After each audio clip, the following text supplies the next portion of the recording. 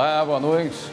O Supremo Tribunal Federal mantém a prisão preventiva de Monique Medeiros, acusada de participar do homicídio do filho, o menino Henri Borel. STF rejeita pagamento retroativo de auxílio alimentação a juiz de Minas Gerais. Procuradoria-Geral do Rio Grande do Sul recorre da decisão que suspendeu o início do ano letivo na rede estadual de ensino por causa de calor extremo.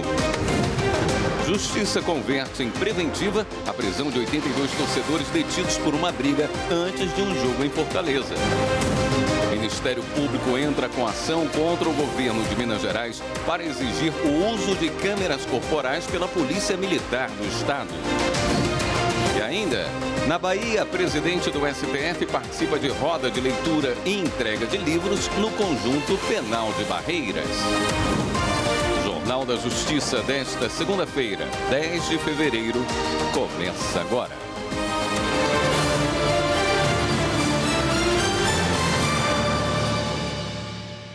O Supremo Tribunal Federal negou auxílio alimentação retroativo a um procurador de contas de Minas Gerais que atuou como juiz federal substituto por 4 anos. O relator do caso é o ministro Flávio Dino, que fez críticas aos abusos na concessão de benefícios a magistrados. Quem conta os detalhes desse caso é o repórter Pablo Lemos. O ministro Flávio Dino atendeu ao pedido da União, que contesta a decisão do Tribunal de Justiça de Minas Gerais. O TJ havia concedido o pagamento retroativo do Vale Alimentação a um ex-juiz federal substituto, que atuou entre 2007 e 2012. Hoje, ele é procurador do Tribunal de Contas do Estado e alega ter direito à verba em razão da isonomia de integrantes do Judiciário com os do Ministério Público. Na decisão, Dino destacou que não cabe ao Poder Judiciário, apenas com fundamento no princípio da isonomia, aumentar vencimentos de servidores públicos. Segundo ele, enquanto não revista, a lei da magistratura deve ser observada, salvo o que for incompatível com a Constituição Federal, conforme decisões do Conselho Nacional de Justiça e do STF. Trata-se de orientação fundamental para evitar abusos, como rotineiramente tem sido noticiado acerca de pagamentos denominados de supersalários. O ministro ainda acrescentou que não há na norma do CNJ qualquer previsão quanto a atrasados anteriores a 2011. O ministro também fez críticas aos abusos na concessão de benefícios a magistrados. Ele afirmou, entre outros pontos, que a justiça não pode se prestar a demandas por isonomia entre as várias carreiras jurídicas. A condenação derrubada pelo relator abria caminho para todos os juízes e ex-juízes exigirem o auxílio. A decisão foi específica para o procurador do Tribunal de Contas Mineiro, mas pode servir para casos semelhantes. O Supremo negou o pedido de revogação da prisão de Monique Medeiros, acusada de matar o filho, o menino Henri Borel, em 2021. A defesa pedia a liberdade dela com a alegação de que Monique teria sofrido agressões de outra interna no sistema prisional. Repórter Evelyn Araújo tem os detalhes. A defesa de Monique Medeiros havia pedido a revogação da prisão dela, argumentando que a segurança da acusada estava em risco. No entanto, a Secretaria de Administração Penitenciária informou ao Supremo que todas as medidas necessárias foram tomadas para garantir a integridade de Monique. Ainda segundo a secretaria, a agressora foi isolada preventivamente e um procedimento disciplinar foi aberto para apurar o caso. Além disso, destacou que Monique Medeiros está em uma cela individual e realiza atividades como banho de sol e assistência jurídica em horários diferentes das demais internas. O ministro Gilmar Mendes, relator do caso, considerou que a administração penitenciária adotou todas as medidas necessárias para proteger Monique, por isso, negou o pedido de revogação da prisão. O caso ainda vai ser analisado pela segunda turma do STF, que vai decidir de forma colegiada sobre o recurso apresentado. Em maio do ano passado, a turma já havia negado um pedido de habeas corpus da defesa de Monique Medeiros. A Suprema Corte fez mais uma audiência de conciliação sobre a lei do marco temporal para a demarcação das terras indígenas. Nesta segunda-feira, os participantes apresentaram as propostas finais que vão ser votadas até o fim de fevereiro. Repórter Viviane Novaes acompanhou. A audiência foi o último momento de apresentação de propostas dos dois lados, indígenas e não indígenas. Na mesa, políticos, representantes de partidos, da FUNAI e dos povos indígenas, juízes do Supremo. O assessor técnico da FUNAI, Matheus Oliveira, disse que a lei do marco temporal, discutida aqui, precisa ser modificada para dar o direito de consulta aos índios para toda atividade em área indígena, como, por exemplo, a construção de uma estrada. A localização, a instalação, a ampliação e a operação em terras indígenas de empreendimentos e atividades utilizadoras de recursos ambientais consideradas efetivas ou potencialmente poluidoras ou que possam causar degradação ambiental sobre terras indígenas serão precedidas de consulta aos povos indígenas potencialmente afetados, realizada de forma livre, prévia, informada, de boa fé e culturalmente adequada nos termos da Convenção 69 da Organização Internacional do Trabalho.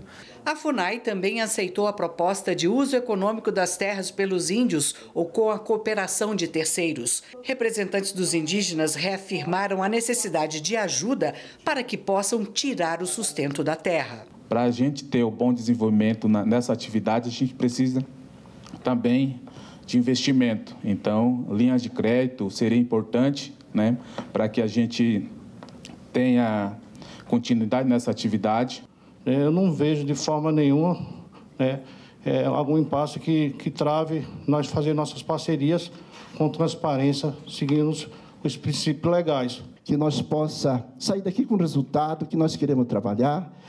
Precisamos ainda de parceria, porque não temos maquinário suficiente para colher as lavouras, para transportar. O juiz auxiliar do gabinete do ministro Gilmar Mendes, Diego Veras, disse que as propostas vão ser votadas pelos próprios participantes da audiência nos próximos 2 encontros. Não existe nenhuma norma que vai ser fechada. Ela pode ser alterada pela própria comissão durante o curso da votação, desde que haja também concordância de todos em relação a esse aspecto. Ela passa a ser imutável do ponto de vista da comissão a partir do momento que a comissão vota. A comissão votou aquele dispositivo, ele passa a ser imutável, salvo eventual necessidade de ajuste se for aprovada uma outra norma que se torne compatível com aquela, ou ela precisa de adaptação. O ministro Gilmar Mendes convocou essas audiências para garantir os direitos de indígenas e não indígenas no julgamento das 5 ações que discutem a lei do marco temporal, aprovada em 2023. Essa lei restabeleceu o prazo para a demarcação de terras indígenas. De acordo com o texto, esses povos só têm direito às áreas que ocupavam ou já disputavam no dia da promulgação da Constituição de 1988, 5 de outubro. 3 meses antes da publicação da lei, o Supremo decidiu que a data não pode ser usada para definir a ocupação tradicional da terra pelas comunidades indígenas. A seguir, Procuradoria-Geral do Rio Grande do Sul recorre da decisão que suspendeu o início do ano letivo na rede de ensino por causa do calor extremo. E a Polícia Federal explode garimpo subterrâneo no interior do Amazonas. A gente mostra já já.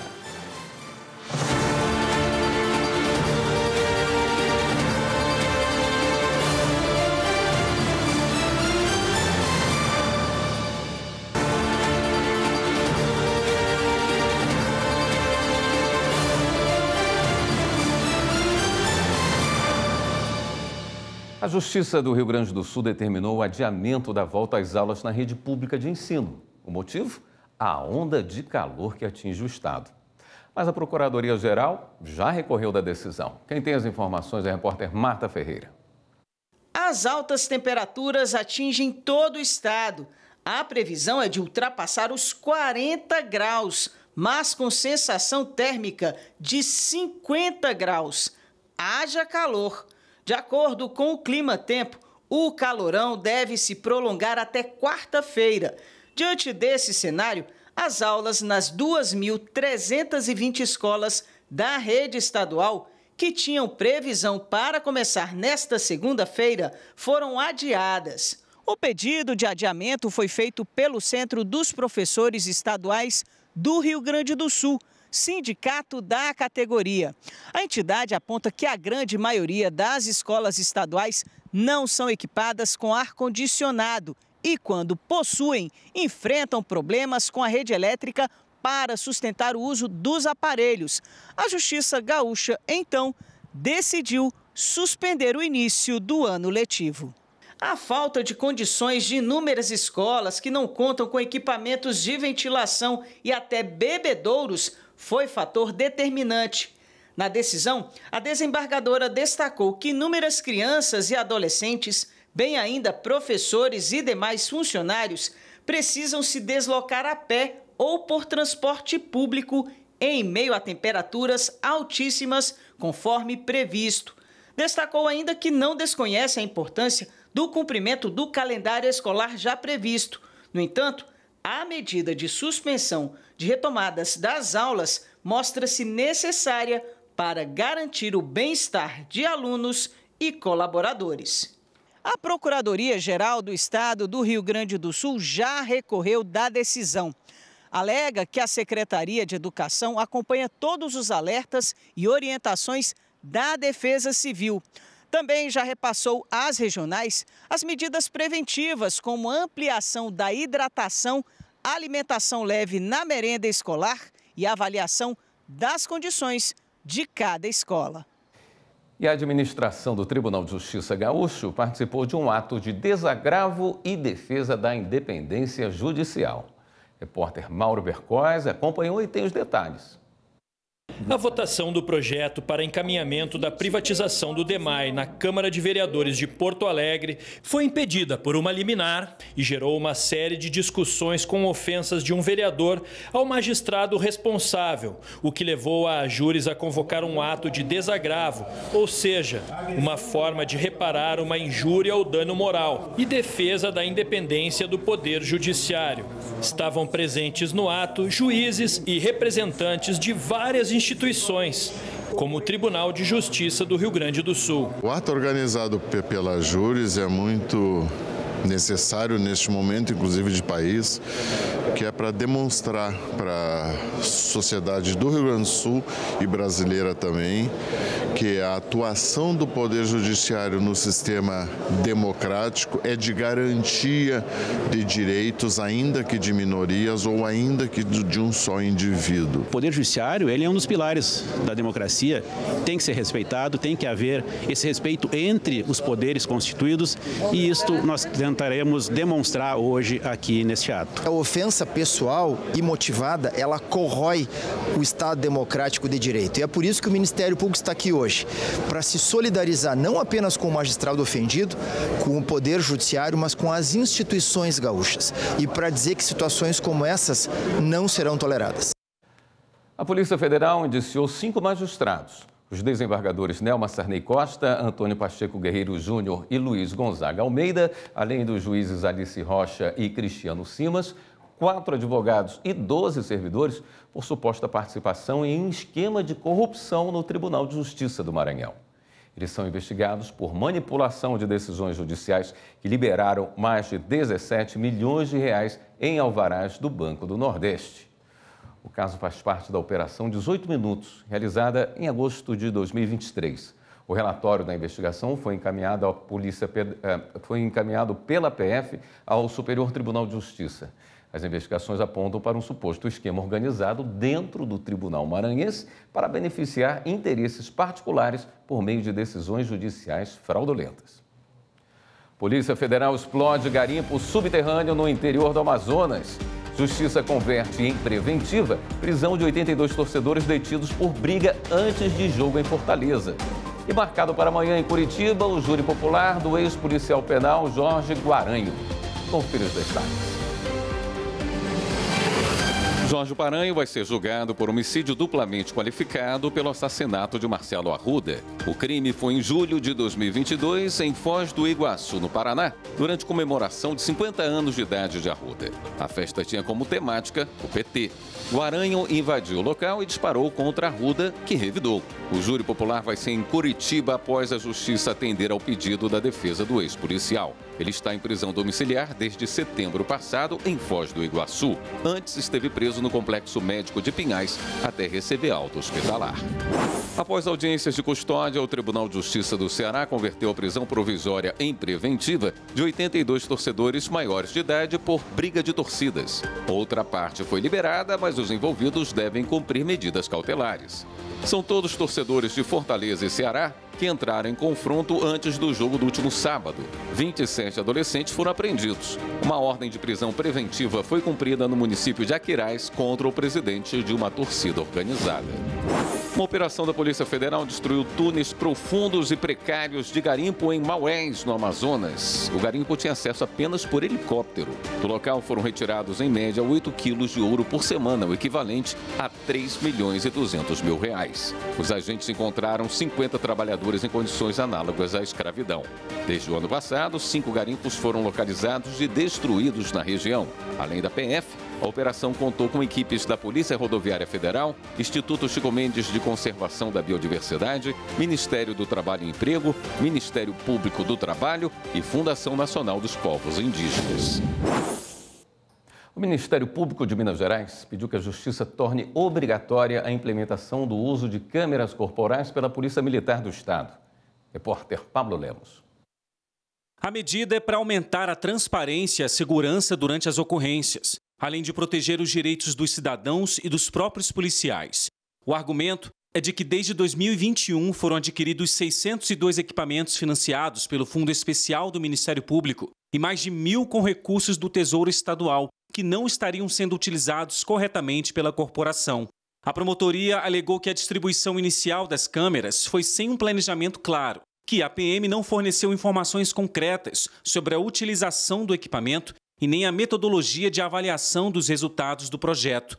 O Ministério Público então pediu que o Estado seja condenado a colocar em uso, em até 30 dias, os equipamentos já existentes e que todos os policiais fardados estejam com as câmeras portáteis no prazo de 2 anos.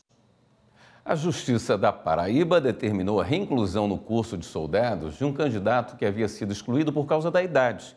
A juíza que analisou o caso considerou jurisprudência do Supremo Tribunal Federal. Anderson Arcoverde tem as informações. O concurso para soldado da Polícia Militar da Paraíba estabelecia no edital que o candidato deveria ter no mínimo 18 anos e no máximo 32 no momento da matrícula no curso de formação. O candidato foi aprovado no concurso e convocado para participação no curso. No entanto, 9 dias após o início do treinamento, foi excluído por ter ultrapassado o limite máximo de idade previsto para ingresso na corporação.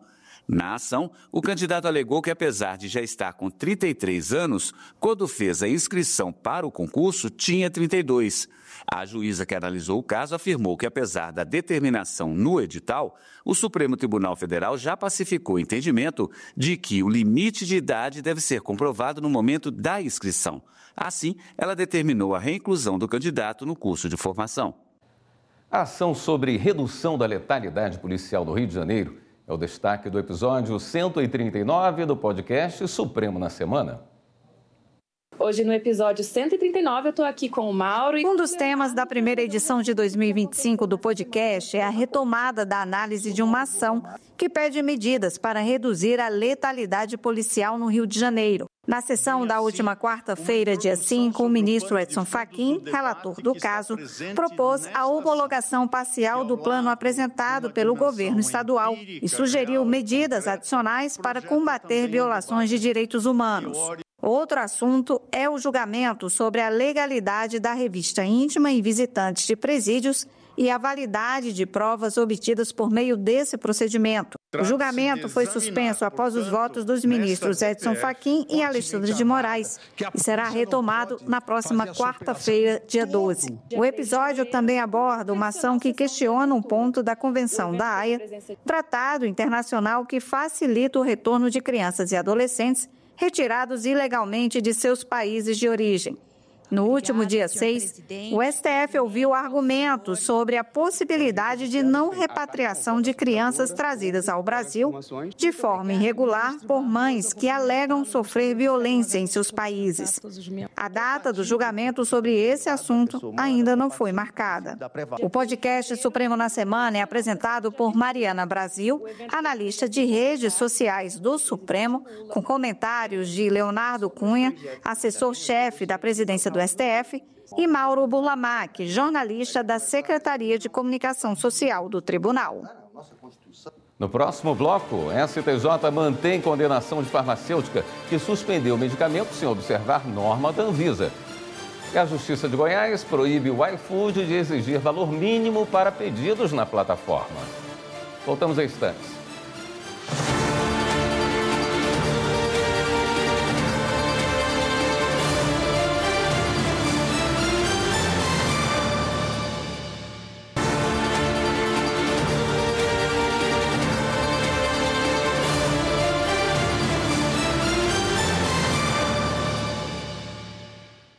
Terceira turma do Superior Tribunal de Justiça decidiu que a responsabilidade de um banco por golpe com uso de conta digital para receber pagamento exige a demonstração de falta de providência da instituição. Repórter Jéssica Castro.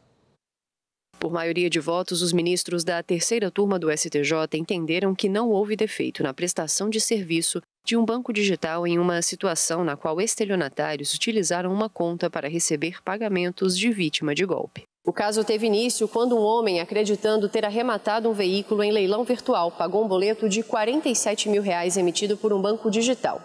Após não receber o carro, ele percebeu que havia sido vítima do golpe do leilão falso, que é uma espécie de fraude em que estelionatários criam um site semelhante ao de empresas leiloeiras verdadeiras para enganar os compradores. Ele ajuizou, então, ação indenizatória por danos materiais contra o banco digital, sustentando, entre outros pontos, que a facilidade excessiva na criação da conta bancária permitiu que o golpe acontecesse. O Tribunal de Justiça de São Paulo, mantendo a sentença de primeiro grau, julgou a ação improcedente por considerar que, além de a abertura da conta ter seguido os procedimentos definidos pelo Banco Central, o autor do processo não teria agido com cautela ao se deixar enganar por uma oferta que era 70% inferior ao valor de mercado do veículo. O caso chegou então ao STJ e a relatora do recurso especial, ministra Nancy Andrighi, destacou que os requisitos que as instituições devem seguir na abertura, manutenção e encerramento de contas no meio digital estão dispostas em resolução do Banco Central e que, quando seguidos, não há falha na prestação de serviço. A ministra considerou que exigir documentação ou formalidade específica para se criar conta digital contraria a regulamentação específica sobre o assunto. A maioria dos ministros da terceira turma seguiu o entendimento da relatora e definiu que, como o correntista era o estelionatário e não a vítima, também é inaplicável o entendimento que responsabilize a instituição bancária por não impedir transações que destoavam do perfil de movimentação dos correntistas. E o STJ manteve a condenação de uma farmacêutica que suspendeu o medicamento sem observar a norma da Anvisa. Repórter Samanta Peçanha traz os detalhes. O colegiado confirmou a condenação de uma empresa farmacêutica a pagar 300 mil de indenização por danos sociais após suspender o fornecimento do implante hormonal Rizelli, sem seguir os prazos regulamentares estabelecidos por resolução da Agência Nacional de Vigilância Sanitária, a Anvisa, que dispõe sobre alteração, inclusão, suspensão, reativação e cancelamento pós-registro de medicamentos. Após a interrupção da produção e o cancelamento da distribuição do implante hormonal, o Ministério Público de São Paulo ajuizou a ação civil pública contra a empresa farmacêutica responsável, pedindo o pagamento de indenização por danos morais coletivos por desrespeito aos prazos legais. A empresa foi acusada de demorar para informar a Anvisa sobre a suspensão e o cancelamento do produto, o que resultou no desabastecimento e em falhas no dever de informar os consumidores. O Tribunal de Justiça de São Paulo confirmou a sentença de primeiro grau que havia condenado a farmacêutica por demora para agir. No STJ, a empresa argumentou que o cancelamento do registro do implante hormonal citado foi aprovado pela Anvisa sem penalidades e que o juízo teria usurpado a competência da agência. Mas a terceira turma negou provimento ao recurso. A relatora, ministra Nancy Andrighi, explicou que o cumprimento das normas da Anvisa não impede o judiciário de atuar e que o desrespeito aos prazos gerou uma expectativa legítima nos consumidores sobre a continuidade do medicamento. Para ela, o comportamento da farmacêutica causou danos sociais ao interromper o fornecimento do implante hormonal, afetando consumidores em tratamento. A Justiça de Goiás proibiu o iFood de exigir valor mínimo pelos pedidos na plataforma. A empresa também foi condenada a pagar mais de 5 milhões por dano moral coletivo. Regina Souza. No caso, o Ministério Público de Goiás instaurou um inquérito para apurar a conduta da empresa que configura a prática abusiva. A exigência viola o Código de Defesa do Consumidor e limita a liberdade de escolha. Antes de ajuizar a ação, foi recomendado que o iFood não fizesse mais essa exigência. Foram tentados vários acordos sem sucesso. A ação correu na Justiça e a 10ª Vara Civil de Goiânia determinou a eliminação gradual, em um prazo de 18 meses, da necessidade de valor mínimo para compra em restaurantes do aplicativo. A empresa também foi condenada ao pagamento de 5,4 milhões de reais a título de dano moral coletivo, valor que será revertido ao Fundo Estadual de Defesa do Consumidor. O valor foi calculado levando em conta o número de estabelecimentos cadastrados no iFood e a média dos valores de pedidos mínimos praticados. A seguir, o Judiciário de Mato Grosso retoma o trabalho de inspeções nos hospitais públicos do estado. E o presidente do STF participa de rodas de leitura e entrega de livros no Conjunto Penal de Barreiras, na Bahia. A gente mostra já já.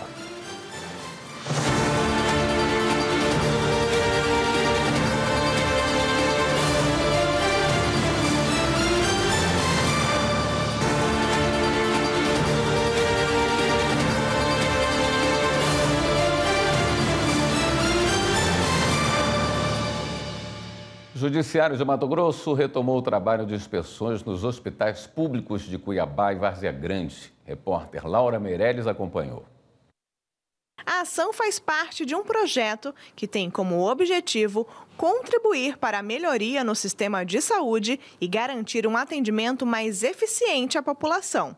O trabalho está sendo acompanhado de perto pelo juiz auxiliar da presidência do TJMT, Agamenon Alcântara Moreno Júnior. Ele também atua na vara da saúde. Nós teremos, o objetivo é esse, um mapeamento. E dentro desse mapeamento, a possibilidade de, identificando os problemas, tentar solucioná-los. O Poder Judiciário, conhecendo a realidade dos hospitais e as dificuldades, principalmente financeiras, dos hospitais municipais, tentando resolver esses conflitos da população em busca da assistência que nós queremos dar, mas às vezes nós temos limitações financeiras, de formas pré-processuais. O Pronto-Socorro Municipal de Cuiabá foi o terceiro hospital inspecionado pela equipe técnica. Em janeiro, ela também esteve no HMC e no ano passado no Hospital Metropolitano de Várzea Grande. O objetivo é vistoriar as principais unidades públicas hospitalares do estado. Para nós é muito importante, porque a gente pode buscar recursos e o apoio do judiciário para poder estar melhorando o atendimento e a nossa estrutura aqui dentro do hospital, tendo uma visão diferente, O Ministério Público Estadual também é parceiro nesta ação. É uma ação conjunta de fiscalização e mais, de proposição ao gestor de melhorias, e a ideia dessa visita justamente é essa, identificar esses problemas que a gente só consegue descobrir quando a gente vai em loco. Nas próximas semanas, outros hospitais serão inspecionados. Em Rondônia, a comarca da Machadinho do Oeste, a 300 quilômetros da capital, Porto Velho, foi elevada à segunda instância. Quem acompanhou a solenidade foi a repórter Simone Norberto. Originada a partir de um projeto de assentamento de reforma agrária conduzido pelo INCRA, a cidade de Machadinho, a 300 quilômetros da capital Porto Velho, seguiu sua vocação agrícola e se tornou município em 1988. Hoje, o município tem 30 mil habitantes, segundo o IBGE. O forte crescimento populacional se refletiu na consolidação da economia. Também trouxe consequências para as necessidades de infraestrutura, inclusive para o judiciário, instalado no município a partir de 98 como comarca de primeira entrância. A mudança de primeira para a segunda entrância significa um avanço para a jurisdição da comarca. Antes considerada de menor complexidade, com a elevação, passa a ter uma estrutura administrativa e jurídica mais robusta, o que contribui para atendimento ao número de processos e também para a agilidade na solução dos conflitos aos cidadãos de Machadinho. Os benefícios são tanto para a população quanto para os advogados. Isso traz vários benefícios. Isso traz celeridade processual, com a celeridade processual, um efeito reflexo também que se dá uma economia processual para o Estado. Um processo, quando ele passa a ser julgado com mais celeridade, de certa forma, ele traz uma economia também. E o ponto principal que é atender o anseio do jurisdicionado. Com a instalação, a comarca de Machadinho do Oeste passa a contar com mais um juízo, que é o órgão responsável por julgar e decidir questões relacionadas ao direito. É um atestado de que a cidade tem se desenvolvido do ponto de vista econômico e populacional. Portanto, atrair investimentos e negócios requer, no pano de fundo também, um judiciário que traga estabilidade e segurança jurídica. Para o Poder Judiciário, igualmente importante, porque traz aqui o aperfeiçoamento do sistema de justiça, ampliando a sua capacidade de atendimento e demanda e prestando ao cidadão um serviço de excelência. A solenidade de elevação é conduzida pelo presidente do Tribunal de Justiça de Rondônia, com a presença de autoridades dos 3 poderes. E parabéns para toda a população de Machadinho do Oeste, que recebe esta elevação de entrância como uma declaração, como algo que denota o crescimento do município e a necessidade de maiores acesso à justiça. Eu vi o nascimento de Machadinho nos anos 90 e nós estamos acompanhando a ascensão. Isso vai impulsionar o município de Machadinho, principalmente o sistema jurídico e principalmente as pessoas que precisam de justiça. Que a elevação da comarca, segunda entrância, não é favor, e sim necessidade. E, sobretudo, resposta à confiança que a população deposita em nós, operadores do direito. Vocês estão ganhando uma segunda vara genérica como a primeira vara. E isso também vem para a melhoria da prestação jurisdicional. O presidente do Supremo e do CNJ, ministro Luiz Roberto Barroso, participou hoje da entrega de 870 livros doados aos presos do Conjunto Penal de Barreiras, na Bahia. Na visita, o ministro falou sobre o plano Pena Justa, que busca solucionar problemas dentro dos presídios brasileiros. Repórter Manuela Borges. Os livros foram doados pela Fundação Biblioteca Nacional para o projeto Mentes Literárias, que busca estimular a leitura dentro do sistema prisional. Cada livro lido pelo detento reduz em 4 dias a pena, com limite de 12 livros por ano. Ou seja, se houver dedicação, o preso poderá ter até 48 dias descontados da pena no ano. Na visita, o presidente do STF, ministro Luiz Roberto Barroso, disse que faz parte dos objetivos do plano Pena Justa incentivar a leitura e a cultura nos presídios. O projeto, elaborado pelo CNJ e pelo Ministério da Justiça, cumpre decisão do STF, que determina a implementação de medidas para solucionar a violação de direitos fundamentais nas cadeias. E uma última notícia. O Supremo Tribunal Federal determinou o afastamento do presidente da Assembleia Legislativa da Bahia, deputado Adolfo Menezes. O deputado foi reeleito este ano para o 3º mandato consecutivo. O relator do caso no STF, ministro Gilmar Mendes, considerou que a decisão que manteve a recondução de Adolfo Menezes ao cargo violou o entendimento da Corte. Em 2022, o Supremo vedou a recondução ilimitada de integrantes das mesas diretoras do Poder Legislativo Estadual. Esta edição do Jornal da Justiça fica por aqui. Uma boa noite, bom início de semana para você.